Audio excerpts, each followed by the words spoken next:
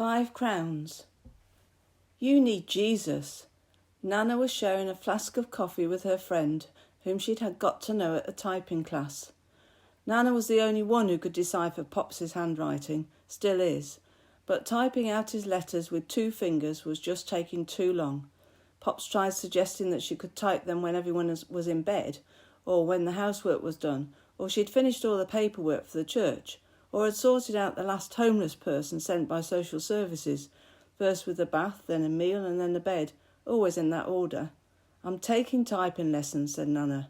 "Yes, dear," said Pops. So Nana, after hearing about all her friend's trials and difficulties, knew the only answer for her friend was Jesus.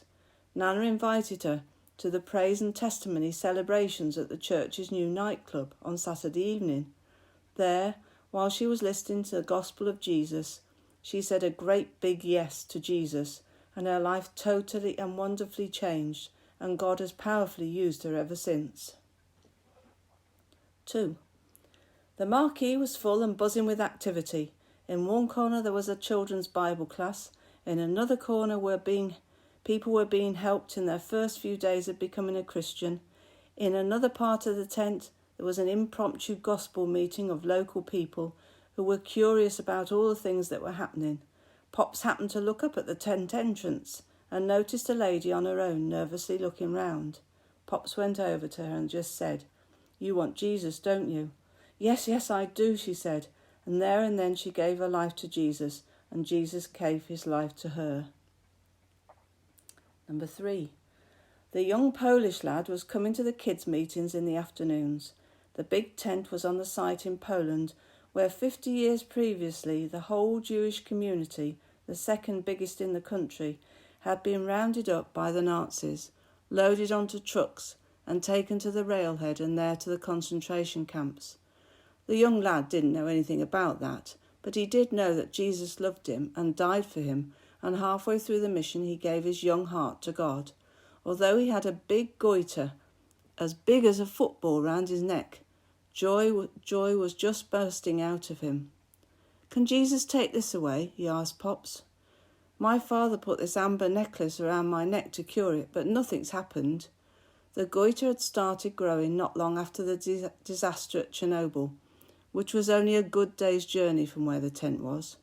"Yes, he can," said Pops, "but first go home, tell your dad about Jesus and ask him if he will take the necklace off. Then come back and we will ask Jesus to take that thing away." And off he ran. Pops was afraid he'd asked too much of the lad and wondered if he would see him again, but there he was in the evening meeting and no necklace. Pops and his friends prayed, and the lad went home quite happy that his friend Jesus had heard. The next morning, while the team were having breakfast, the lad appeared. "Look, it's completely gone." And so it had. You would never have thought that there had ever been anything there.